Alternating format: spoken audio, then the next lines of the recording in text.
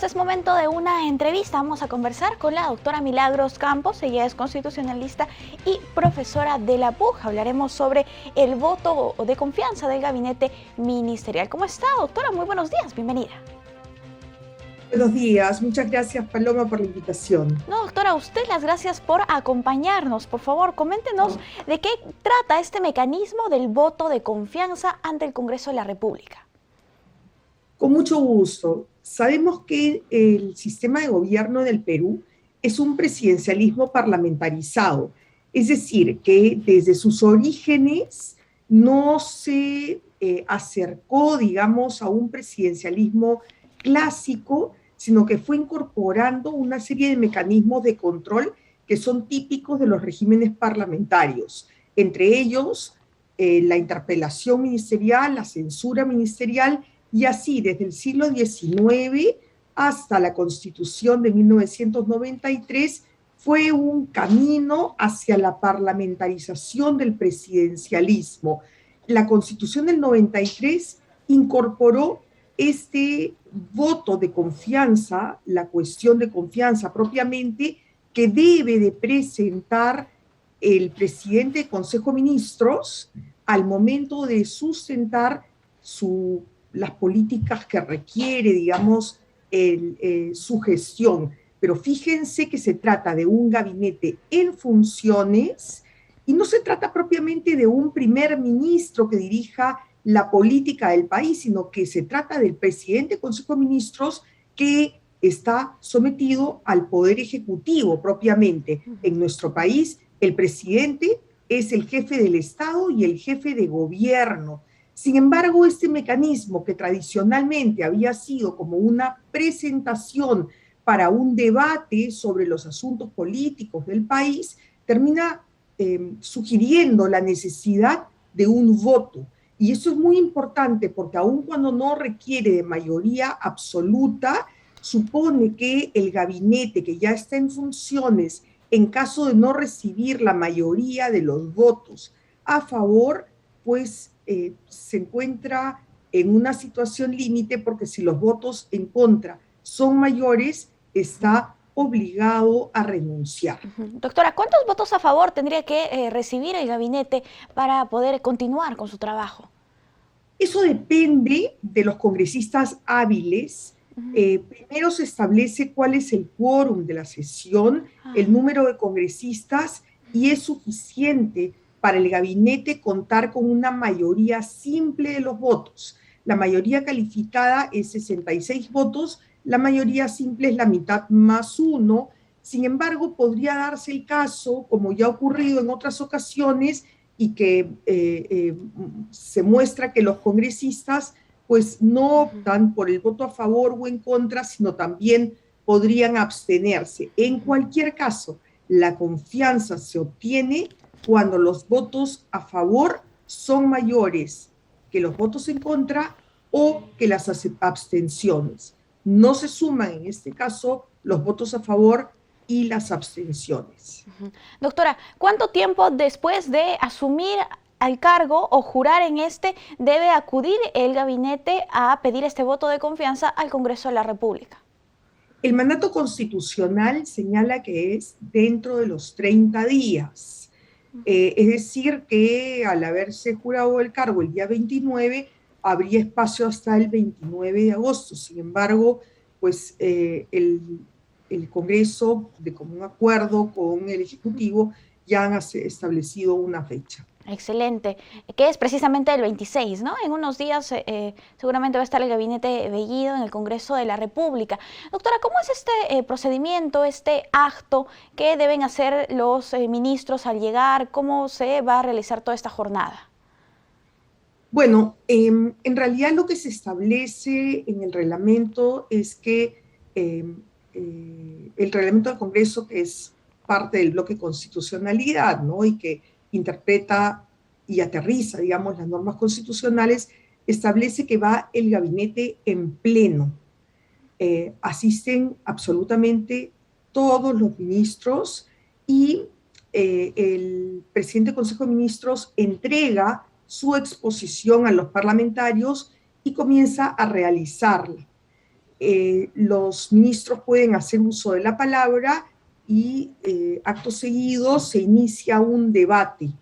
Al término del debate, donde se pueden haber planteado interrogantes o algunas observaciones de parte de los congresistas, el presidente del Consejo de Ministros va a tomar la palabra y va a solicitar la cuestión de confianza. Para la votación se le invita al presidente del Consejo de Ministros, así como a los ministros, a abandonar la sala porque ya es un acto netamente parlamentario. Quiero llamar la atención sobre la forma como podemos interpretar este debate de los problemas del país y de la idoneidad de las personas que están conduciendo cada uno de los sectores. En fin, creo que los congresistas pondrán también en agenda las preocupaciones que pueden tener, porque las relaciones entre Ejecutivo y Legislativo son unas relaciones que podemos definirlas en democracia como de control y colaboración.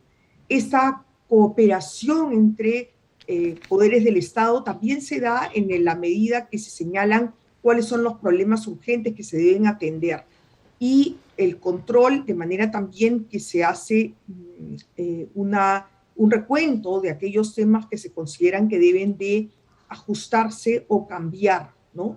Creo que también debemos entender que siendo este un elemento de los regímenes parlamentarios, ha estado en cuestión en los últimos meses y en los últimos años, diría, la posibilidad de que se elimine de la Constitución porque se considera que se superpone a otros mecanismos de control y que propiamente no resulta adecuado solicitar la confianza de un gabinete ya en funciones. Claro, esos son los cuestionamientos, ¿no?, que se realizaría a este mecanismo que se tiene. Temas de fondo, digamos, que no se van a presentar el día de la presentación propiamente del presidente del Consejo de Ministros, pero es bueno que tus oyentes conozcan que este tema ha estado en cuestión porque se considera que podría suplirse por otros mecanismos de control, manteniendo siempre el debate, porque es saludable que se dé este debate entre ministros y el Congreso de la República. Así es. Doctora, después del 26, después de este debate y los votos que realicen los congresistas, podríamos tener dos escenarios: que le den el voto de confianza, un sí, y que continúen con sus labores, ¿no?, los ministros. Sin embargo, podríamos tener otro escenario negativo. En ese sentido, ¿qué es lo que tendría que hacer el presidente de la República? Es solo un comentario, Paloma. Podrían ser tres escenarios, ¿no? Porque en los antecedentes recientes tenemos que también ocurrió en el gabinete de Ana Jara y de René Cornejo que no se obtuvo el voto de confianza, pero que tampoco se negó, y los votos por la abstención fueron mayores. Entonces ya existen precedentes de una situación como esa. En el caso de que se rechacen la confianza y que los votos en contra sean mayores, lo que va a ocurrir es que el Congreso comunica ese hecho al presidente de la República y, consecuentemente, los ministros encabezados por el presidente del Consejo de Ministros, que para el efecto no es un primer ministro, sino un presidente del Consejo de Ministros, va a tener que renunciar y el presidente aceptarle su renuncia y nombrar un nuevo gabinete. Y en el caso de que ganen las abstenciones, doctora, ¿qué es lo que pasaría? De acuerdo con los precedentes, lo que debería pasar es que el Congreso comunique este hecho al presidente y se fije una nueva fecha para la votación. Listo. Doctora, si el legislativo llegara a rechazar este gabinete, ¿el presidente podría reorganizar su nuevo gabinete con ministros que ya se encuentran actualmente en este? De acuerdo con las experiencias previas, así ha ocurrido, ¿no? Tanto en los casos de una cuestión de confianza obligatoria como la que vamos a tener en esta semana, como en el caso de una cuestión de confianza voluntaria, se ha interpretado que es el presidente del Consejo de Ministros el que no puede integrar el nuevo gabinete, pero sí se puede reorganizar a partir de aquellos que no han recibido observaciones de parte del Congreso de la República. Perfecto, entonces vamos a ver qué es lo que sucede en las próximas horas. Doctora, muchísimas gracias por acompañarnos aquí en JNE Noticias. Esperemos que podamos tener otra oportunidad para conversar también con usted en cuanto a este aspecto y otros aspectos. Encantada, con mucho gusto. Cuídese. Nosotros hemos conversado con la doctora Milagros Campos, ella es constitucionalista y profesora de la PUC sobre el voto de confianza del gabinete ministerial. Vamos a hacer una pausa, volvemos.